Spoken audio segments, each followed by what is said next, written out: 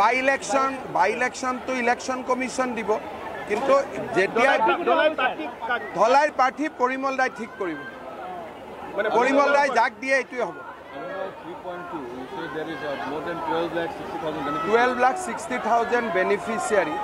15 সেপ্টেম্বৰৰ পৰা ইয়াৰ process start হ'ব নতুনকৈ 12,60,000 বেনিফিচিয়ারি আমি ইনক্লুড কৰিম